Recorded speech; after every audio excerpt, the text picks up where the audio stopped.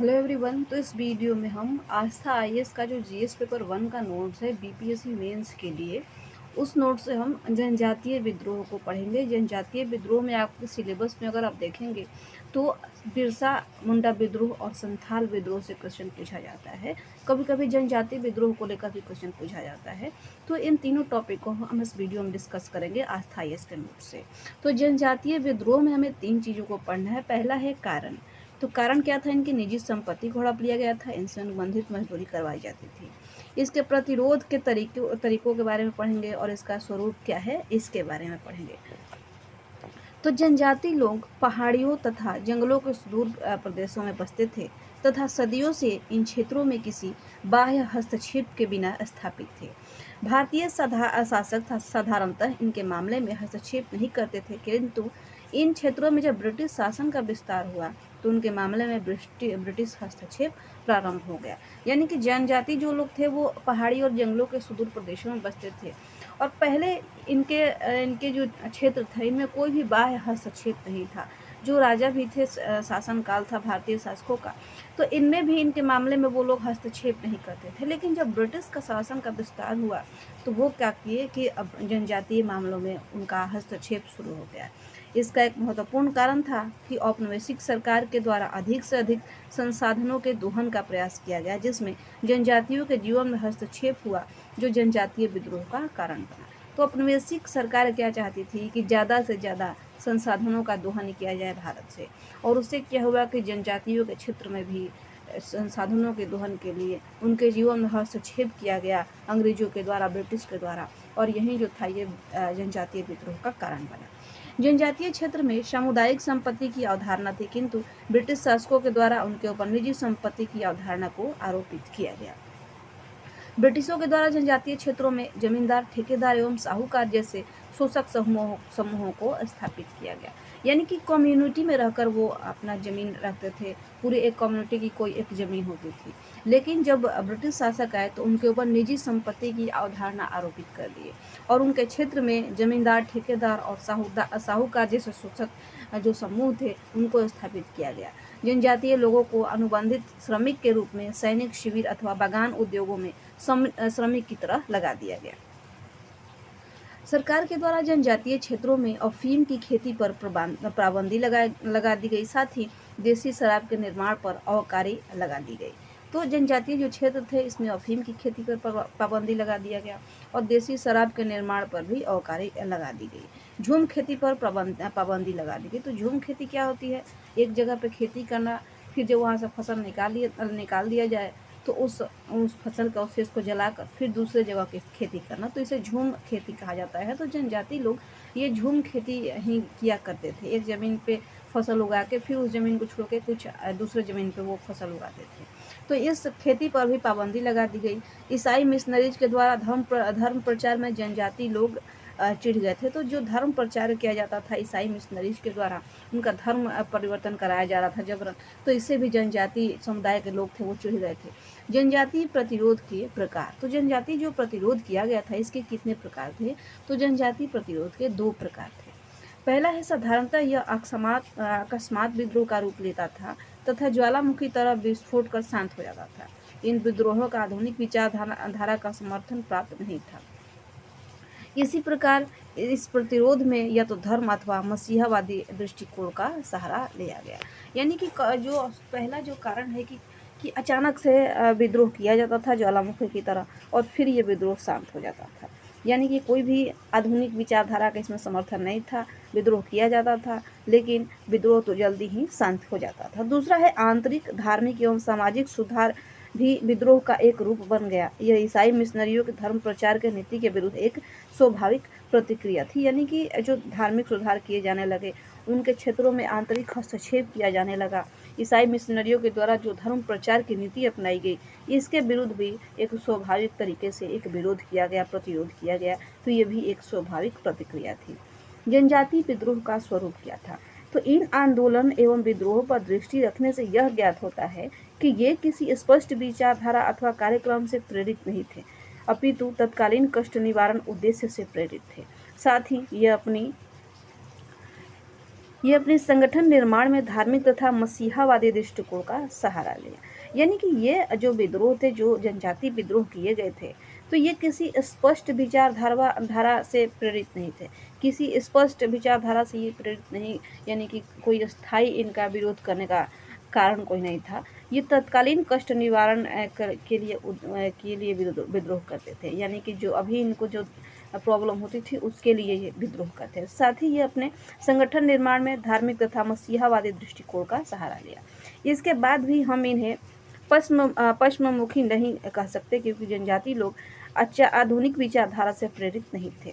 यानी कि आज आधुनिक विचारधारा से जनजाति लोग नहीं प्रेरित थे। आधुनिक विचारधारा का यहाँ पे कमी देखा गया था। अतः इन्हें संगठित करने के लिए धार्मिक प्रतीकों का सहारा लेना बहुत ही स्वाभाविक था। यानी कि ये आधुनिक विचारधारा से प्रेरित नहीं थे, इसके वजह से धार्मिक तरीकों का सहारा लिया गया। धार्मिक तरीकों से इन्हें संगठित करके इनको एकत्रित किया गया विद्रोह के लिए। यह विद्रोह ब्रिटिश शासन के विरुद्ध प्रारंभिक प्रतिरोध को अभिव्यक्त करता है, इसलिए हम इसे राष्ट्रवाद का लघु चेतना कह सकते हैं।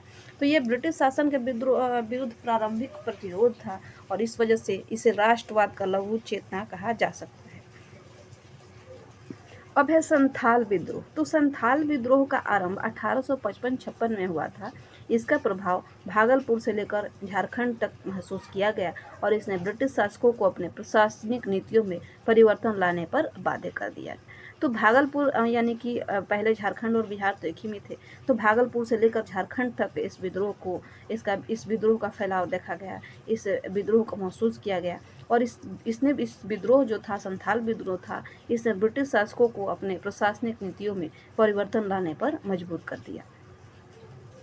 संथाल विद्रोह के कारण भी वही थे जो अन्य जनजाति विद्रोह के थे, लेकिन इसके कारण एक नई समस्या रेलवे निर्माण के कारण जुड़ गई। यानी कि रेलवे निर्माण में इन संथालों को लगाया जाता था, इन संथालों से ज़बरदस्ती मजदूरी कराई जाती थी। तो ये भी एक कारण बन गया संथाल विद्रोह का। संथाल विद्रोह का आरंभ 1854 में ही छिटपुट घटनाओं के साथ हुआ, जब इन्होंने स्थानीय व्यापारी और महाजनों पर हमले किए और उन्हें क्षति पहुंचाई। तो 1854 में ही छोटे तौर पे इस घटना का आरंभ हो गया था संथाल विद्रोह का। वो कैसे कि जब संथाल लोगों ने स्थानीय व्यापारियों और महाजनों पर हमले किए और उन्हें क्षति पहुंचाई। ये व्यापारी और साहूकारों के साथ छल एवं धोखे के साथ पेश आते थे। आदिवासियों पर नई व्यवस्था के कारण आर्थिक दबाव बढ़ रहा था। जीविकोपार्जन के लिए उन्हें अपनी पहली जैसी सुविधा उन्हें नहीं मिल रही थी। यानी कि उनका जीवन यापन भी अब मुश्किल होता जा रहा था। पहले जैसी उन्हें सुविधा नहीं मिल रही थी अपने जीवन पालन के लिए भी। लगान देने में वो असमर्थ रहते थे। इससे मजबूर होकर साहूकारों से उन्हें कर्ज लेना पड़ता था, जिसके ब्याज की दर अधिक थी। ऋण नहीं लौटाने पर साहूकार उन्हें निजी सेवा के लिए बाधित करते थे। उनके महिलाओं का यौन शोषण भी हुआ करता था। इस शोषण के विरुद्ध इंसाफ की कोई उम्मीद नहीं थी, क्योंकि पुलिस और अदालत शोषण करने वालों के साथ थी। तो क्या किया जाता था कि इनके जीविकोपार्जन का जो पहले जैसा सुविधा था उसे ख़त्म कर दिया गया। इनसे बहुत ज़्यादा लगान का डिमांड किया जाने लगा। लगान देने में ये असमर्थ रहते थे। इसके लिए वो क्या करते थे कि साहूकारों से कर्ज लेते थे, और साहूकारों से कर्ज लेने की जो ब्याज दर थी वो बहुत अधिक थी। और ये क्या करते थे कि इस वजह से वो ब्याज दर अधिक होने के कारण वो ऋण नहीं चुका पाते थे, और ऋण नहीं चुका पाने के बाद उन्हें क्या किया जाता था कि जो साहूकार लोग थे वो अपने घरों में उन्हें निजी सेवा के लिए बाधित करते थे। उनके महिलाओं के साथ भी गलत तरीके से व्यवहार किया जाता था, और इस शोषण के विरुद्ध उन्हें कोई भी किसी के पास वो शिकायत करने भी नहीं जा सकते थे, क्योंकि पुलिस जो था, जो कानून था, वो भी ब्रिटिश के खिलाफ थी, वो भी ब्रिटिश के साथ था, शोषणकारियों के साथ था, जमींदारों के साथ था। तो उनका सुनने वाला इस हालत में कोई भी नहीं था। 19वीं सदी के मध्य भारत में रेलवे का विकास होने लगा था और कई नगरों के बीच रेल संपर्क बढ़ाने के लिए पटरियों को बिछाने का काम हो रहा था। इसी बीच भागलपुर से वर्धमान के बीच रेल पटरी बिछाने का कार्य प्रारंभ हुआ और इस कारण बड़े पैमाने पर जंगलों की कटाई हुई। जंगलों की कटाई के साथ साथ भूमि अधिग्रहण भी हो रहा था, जिससे संथालों की आजीविका प्रभावित हो रही थी। जमीन के साथ इनकी आस्था और विश्वास जुड़ी हुई थी, जो आहत हो रहा था। यानी कि जब रेलवे का निर्माण शुरू हुआ तो रेलवे में पटरी बिछाने के लिए बहुत सारे रेल पटरियों को जरूरत पड़ी, और उससे क्या हुआ, बहुत बड़े पैमाने पर जंगलों की कटाई शुरू हुई। और आदिवासी लोग जंगल पर ही निर्भर थे, पेड़ों पर भी निर्भर थे, तो इस वजह से इनका जो जीविका था वो प्रभावित होने लगा। और जंगलों की कटाई के साथ साथ उनके भूमि को भी अधिग्रहण किया जा रहा था, और जिससे उनकी आजीविका बहुत ही हद तक प्रभावित हो रही थी। और ज़मीन के साथ जो था इनकी आस्था और विश्वास जुड़ा हुआ था, जो कि वो भी आहत होते जा रहा था। रेल लाइन के काम से जुड़े ठेकेदार और अंग्रेज अधिकारी इनसे बेगारी ले रहे थे, महिलाओं का यौन शोषण कर रहे थे तथा मारपीट भी कर रहे थे। यानी कि अंग्रेज अधिकारी इनसे बेगारी करवाया जा रहा था संथालों के द्वारा, इनके महिलाओं का यौन शोषण करा जा रहा था, मारपीट भी किया जा रहा था। और इस उत्पीड़न की स्थिति लगभग उस सभी क्षेत्रों पर पड़ रहा था जिसमें संथाल रहते थे। इसका परिणाम बीरभूम, सिंहभूम, बांकुरा, हजारीबाग, भागलपुर और मुंगेर तक फैला हुआ था। प्रारंभ में साहूकारों, महाजनों और अनाज के व्यापारियों पर इनके इक्के दुक्के हमले हुए। जब उनकी रक्षा के लिए प्रशासन ने उपाय प्रारंभ किए, तब संथालियों का टक्कर पुलिस एवं फौज से हुआ। इस विद्रोह की विशेषता यह थी कि इसका एक प्रकार का मसीहाई या अर्ध धार्मिक या अर्ध देवत्व स्वरूप भी था। विद्रोह के मुख्य नेता सिद्धू और कान्हू थे। इसमें सिद्धू ने विशेष रूप से यह संदेश दिया कि उसने ठाकुर के आदेश पर यह संघर्ष छेड़ा है, और इसमें भाग लेने वालों की रक्षा और सुरक्षा ठाकुर करेंगे। और इस विश्वास ने संघर्ष के प्रति समर्थन को नई शक्ति प्रदान किया। यानी कि इसके प्रमुख नेता कौन थे? सिद्धू और कान्हू। इनका प्रमुख रूप से नाम आता है, वैसे इसमें 4 भाइयों का नाम आता है, सिद्धू, कान्हू, चांद और भैरव, लेकिन मुख्य रूप से सिद्धू और कान्हू का नाम देखा जाता है संथाल विद्रोह में। तो क्या किया जाता था कि ये जो थे, सिद्धू जो था, इसने क्या किया कि अर्ध देवत्व का इसने सहारा लिया, धार्मिक सहारा लिया, और धार्मिक सहारा लिया, मसीहाई का सहारा लिया, और इसने कहा कि जो ठाकुर है, यानी कि सिंह बोंगा नामक देवता को ये मानते थे, तो वो जो देवता हैं उनके आदेश पर सिद्धू जो है वो संघर्ष छेड़ा है। और इसमें भाग लेने वाले जो भी संथाल होंगे उनकी रक्षा और सुरक्षा कौन करेगा? तो ठाकुर करेंगे, देवता बोंगा करेंगे। और इस विश्वास ने क्या किया कि संघर्ष के प्रति समर्थन को एक नई शक्ति प्रदान किया। विद्रोहियों के साथ लूटपाट के साथ साथ हत्याएं भी की। सरकार ने भी क्रूर दमन चलाया, सभी नेताओं की हत्या कर दी गई, कुछ नेताओं को बंदी बनाकर सजा दी गई तथा संथाल क्षेत्र में मार्शल लॉ कानून को लागू कर दिया गया। संथाल विद्रोह जनजातीय विद्रोह के इतिहास में एक परिवर्तन बिंदु था। इसके बृहद रूप को देखते हुए ब्रिटिश सरकार को भी प्रशासनिक सुधारों और परिवर्तनों की जरूरत महसूस हुई, अतः संथाल परगना नामक नई प्रशासनिक इकाई का उदय हुआ। आदिवासियों के सामान्य जीवन में अनावश्यक हस्तक्षेप को नियंत्रित किया गया। तो ये इसके परिणाम हुए कि जो है प्रशासनिक सुधार और परिवर्तनों की जरूरत महसूस हुई, इसलिए संथाल परगना नामक नई प्रशासनिक इकाई का गठन किया गया, और आदिवासियों के सामान्य जीवन में जो अनावश्यक हस्तक्षेप किया जा रहा था उस पर भी नियंत्रण किया गया। तो ये संथाल विद्रोह का परिणाम हुआ।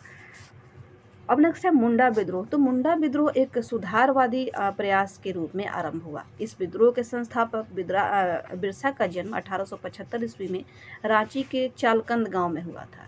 इन्होंने अंग्रेजी की शिक्षा प्राप्त किया था, इसलिए इन्हें ईसाई धर्म की भी जानकारी थी। तत्कालीन सामाजिक जीवन में जो मौलिक परिवर्तन आ रहे थे उसके कारण आदिवासी समाज में चिंता का वातावरण था। बिरसा ने इसे दूर करने के लिए एक आदर्श प्रस्तुत किया। तो इनका जन्म कहाँ हुआ था? इनका जन्म हुआ था रांची के चालकंद गांव में, और इन्होंने क्या किया कि इन्हें जो था अंग्रेजी शिक्षा इन्होंने प्राप्त की थी, और इस वजह से इन्हें ईसाई धर्म की भी जानकारी थी। इन्होंने नैतिक आचरण की शुद्धता, आत्म सुधार और एकेश्वरवाद का उपदेश दिया। उन्होंने अनेक देवताओं को छोड़कर एक देवता की आराधना का उपदेश अपने अनुयायियों को दिया। उन्होंने बताया कि सिंह बोंगा की दया से समाज में फिर एक आदर्श व्यवस्था आएगी और शोषण का काल समाप्त होगा। उसने ब्रिटिश सत्ता का अस्तित्व स्वीकार करते हुए अपने अनुयायियों को लगान न देने का आदेश दिया। तो यहाँ भी क्या देखा जा रहा है बिरसा मुंडा के विद्रोह में भी, कि यहाँ भी लोगों के धार्मिक तौर पे लोगों का साथ लिया गया, धार्मिक तौर पर लोगों को जोड़ा गया, और उनसे क्या क्या कहा गया कि सिंह बोंगा के द्वारा उन्हें भेजा गया। ये भी अपने आप को दूत मानते थे, देवता का दूत मानते थे कि उन्हें भेजा गया है अपने ट्राइबल्स जो भी थे उनके लिए लड़ने के लिए, ऐसा वो कहा करते थे बिरसा मुंडा। तो अपने अनुयायियों से इन्होंने लगान न देने का आदेश दिया। उनके उपदेशों से प्रभावित होकर उनके अनुयायियों ने आंदोलन को व्यापक प्रसार दिया। आंदोलन की बढ़ती हुई लोकप्रियता से सरकार को चिंता हुई और 24 अगस्त 1895 को बिरसा को गिरफ्तार कर लिया गया। नवंबर 1895 में उन पर मुकदमा चलाकर जेल की सजा दी गई और महारानी विक्टोरिया की हीरक जयंती के अवसर पर 1898 में बिरसा को रिहा किया गया। जब आंदोलन ने फिर से जोर पकड़ा 1899 और 1900 के बीच, बिरसा ने अपने प्रचारकों के साथ अनेक स्थान पर प्रचार कार्य शुरू किया और उन्हें विदेशी शासकों के विरुद्ध युद्ध के लिए तैयार किया। बिरसा के अनुयायियों ने यूरोपीय मिशनरियों पर छापे मारी, जिसमें हिंसक घटनाएं हुई। 3 फरवरी 1900 को बिरसा को बंदी बना लिया गया। 30 मई को हैजा के रोग से बिरसा की मृत्यु हो गई, जिससे इस आंदोलन का अंत हो गया, लेकिन इसका जो परिणाम था वो उत्साहपूर्ण रहा। तो क्वेश्चन आप कभी कभी देखते होंगे बीपीएससी मेंस का क्वेश्चन अगर आप देखे होंगे तो पूछा गया है कि जनजाति विद्रोह के बारे में व्याख्या करें। जनजाति विद्रोह का डिस्कशन करने के लिए आता है, तो उसमें जनजाति विद्रोह में हम जनजाति विद्रोह का कुछ पॉइंट्स लिखने के साथ साथ मुंडा और संथाल विद्रोह दोनों के बारे में शॉर्ट में पॉइंट दिया गया है इसमें। तो उस क्वेश्चन का आंसर इस प्रकार लिखा जा सकता है। तो उम्मीद करते हैं कि ये वीडियो आपको पसंद आया होगा। यहाँ तक वीडियो देखने के लिए आपका बहुत बहुत धन्यवाद।